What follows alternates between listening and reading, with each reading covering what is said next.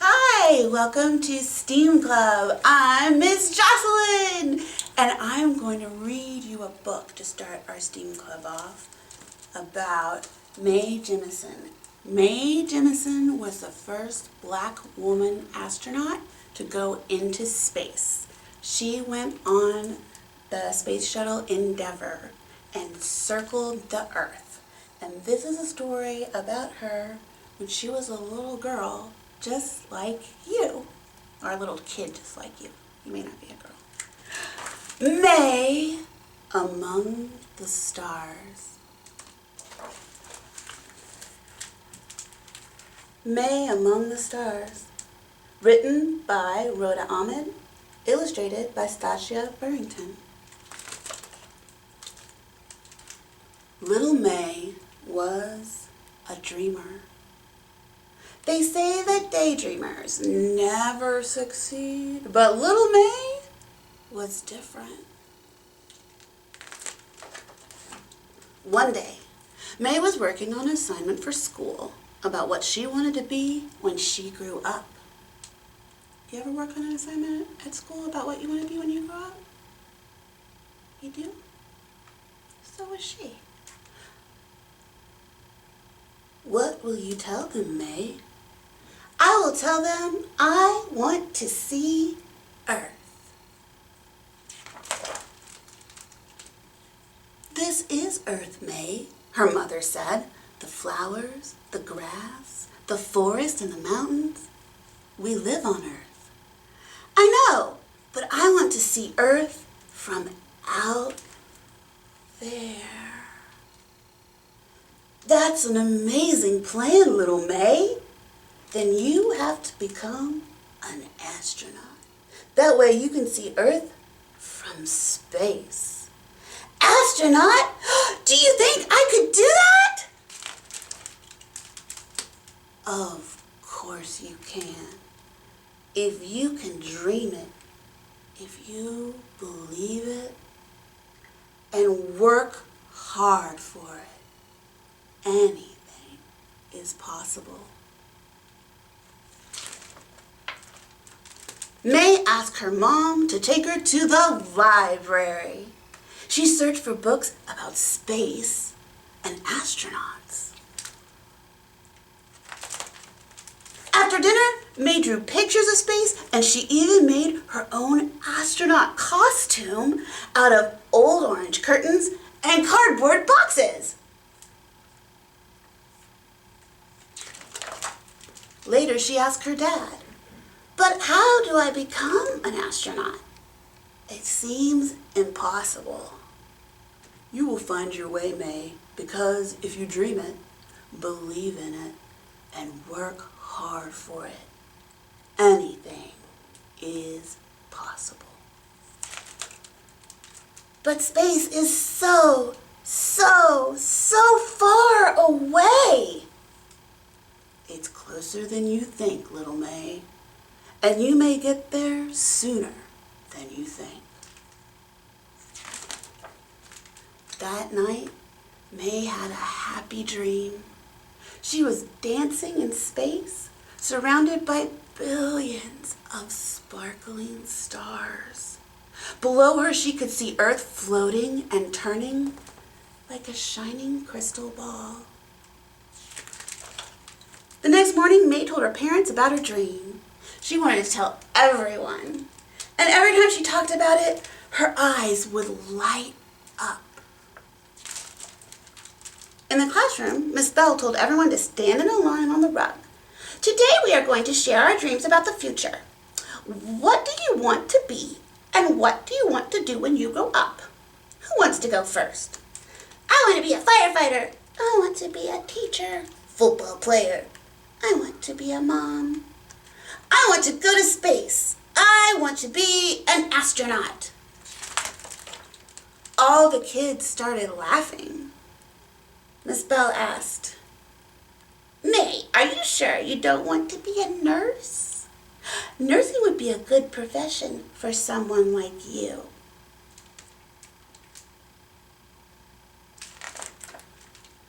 I don't want to be a nurse. I want to be an astronaut.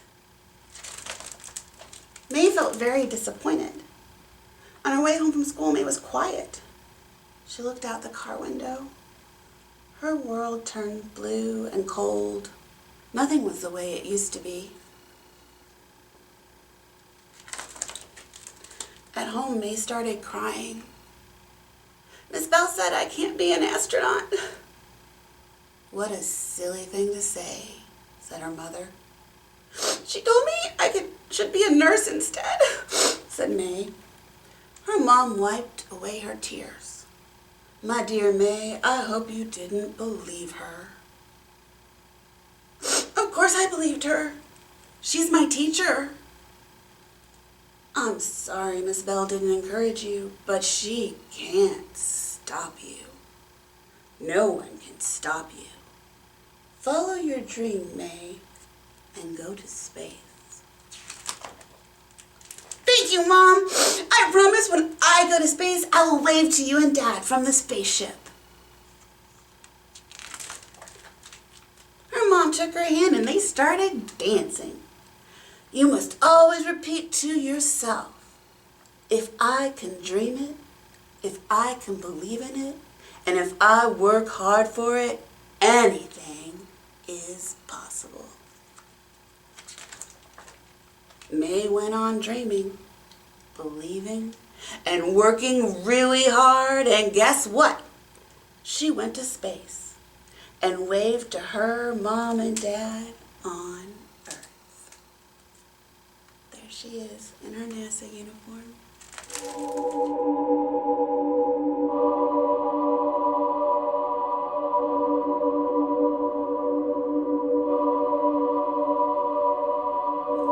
We just read an awesome, wonderful book about Mae Jemison, the first black woman astronaut to go into space. And now we're going to make a little space star viewfinder for you to practice looking for the constellation Cygnus, which is the swan. And I'm going to tell you why I want you to practice looking for Cygnus in just a minute. But first, we're going to make this awesome viewfinder. This is what my finished one looks like. I decorated mine with glitter and stars. You don't have to do that if you don't want to. You can decorate yours or not decorate it. It doesn't matter. It will still work. This is the important part. I just like glitter. So, what you're going to need is a toilet paper tube. Yours does not have to be painted black like mine. Mine just happened to be painted already. You're going to need a pencil, a piece of dark paper, some scissors, a rubber band, or two maybe. And you're going to need a pattern of the constellation Cygnus. I printed these off the internet. You can just do a Google search for Cygnus or constellation patterns. But also, as you can see, Cygnus is pretty easy. So you could actually just look at this video and then draw this on a piece of paper and use it that way. It's basically like a little cross made out of stars. Alright, so what you do, you take your toilet paper tube, and then you're going to take your dark paper and trace a circle so you know how big you need it to be where it's covered up. Then I'm going to draw some lines from the circle to the edge of the paper, and that shows me where to cut so that I can cover the end of my viewer. And I'm going to cut these lines real easy. If you're too little to work with scissors, you can have your grown-up do this part. But if you're practicing with scissors, that's a good way to develop some of your fine motor skills with your hands, which are very important. Now we're going to put this on top of the toilet paper tube, and then those lines that we drew make it easy to fold the paper down, take a rubber band, and wrap it around it, like that. Now we're going to take our little pattern of Cygnus, the swan,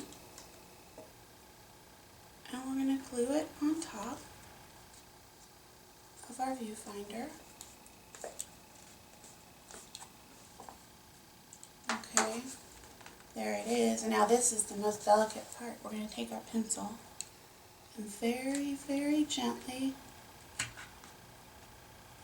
poke holes where the stars are. You want to be very gentle, because when Miss Jocelyn did this the first time, she ripped open the whole top. And that's not what the constellation looks like. And there you go. There's our little constellation of Cygnus. Now, if you look through like this, you can see what it looks like. It's like looking at the constellation. And I can even do that. Can you look in there? Do you see? Wonderful. So, that's a constellation star viewfinder that you can make and practice looking for Cygnus. Now I'm going to tell you about a citizen science project that you can do for NASA, the same place that Mae Jemison worked.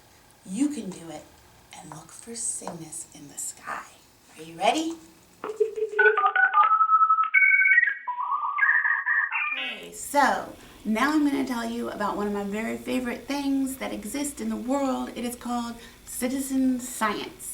Citizen science is when anybody, anywhere can help scientists gather data for their projects that helps them have as much information as possible so that they can make discoveries and learn more about the world that we live in. And anyone can help them, including kids. Kids help scientists all the time by being citizen scientists. And you can too, and I'm going to show you a really cool citizen scientist project today that is from NASA. NASA stands for National Aeronautics and Space Administration, and that is the organization that Mae Jemison was an astronaut for. Dr. Mae Jemison was an astronaut for NASA. And NASA has lots of citizen science projects that kids can do, and you can look that up on their website. But the one I want to show you about today is called Globe at Night. Globe at Night is a citizen science project where people all over the world are gathering data about light pollution. So let me show you right here. Here is the website. All that you need to do this citizen science project is this website, globeatnight.org. globeatnight.org. You can go to Globe at Night on a computer. You can also open up the web app on any web browser on any phone. You just go to globeatnight.org on a web browser on your phone. Open up the internet on your phone and put in that address. And this will bring up this web app that you can use to do the entire project every night right here on your phone. I'm going to show you here on this computer because it's bigger and we can see better. So here's your landing page. And look, there's our friend Cygnus. This is why I wanted you to make a viewfinder to practice finding Cygnus, because that's what you're going to do through August and September. If you help out on Globe at Night, you're going to go out every night and look for Cygnus. Practice finding all the Globe at Night constellations. Here on the landing page, if you go to this one, click here. This is what the sky is going to look like. We're going to look for Cygnus.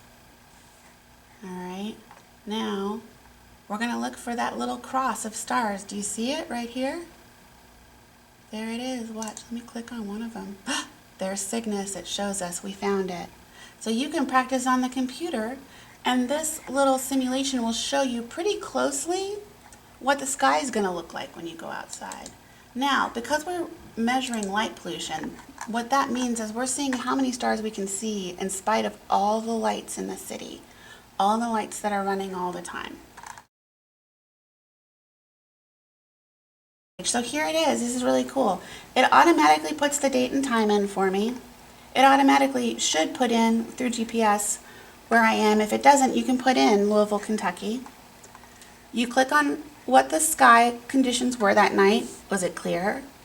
Was it a little bit cloudy? A little bit more cloudy? Was it really cloudy? You look at these pictures. This is the important part. How many stars could you see?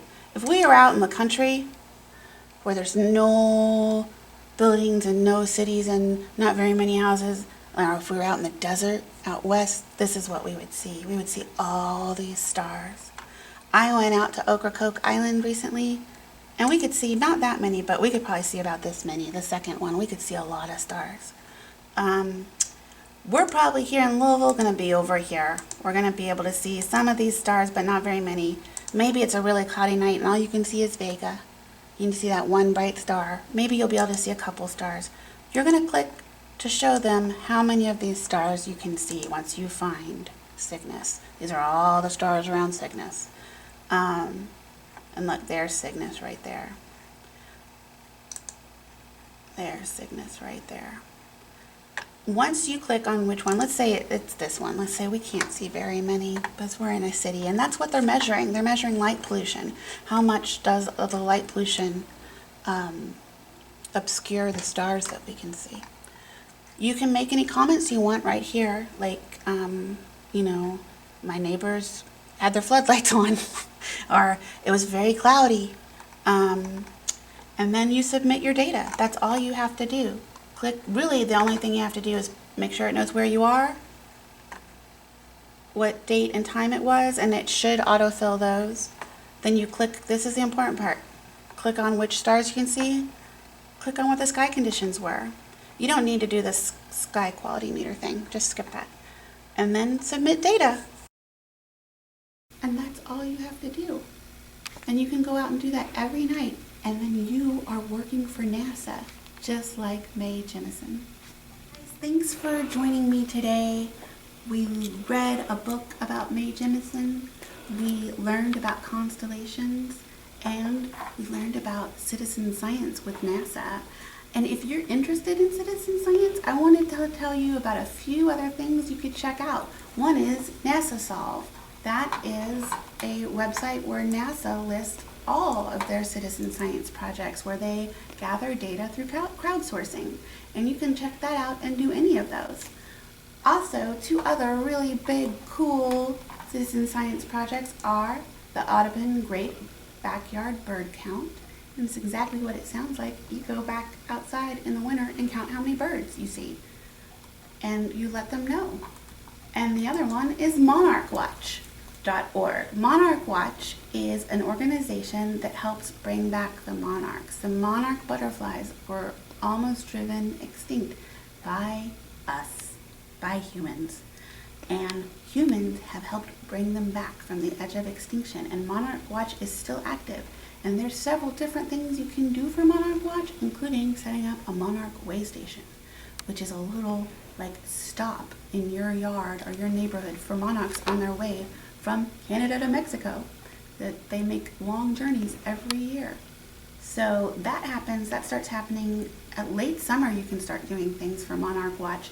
There's so much cool stuff that you can be doing right now in the world to help scientists and to be connected to all the other kids doing the same thing right now. You maybe can't play with them right now, but you can help out just like they are, and that way you guys are still working together. And we miss you so much here at the library, and we can't wait till we can see you again. Bye-bye.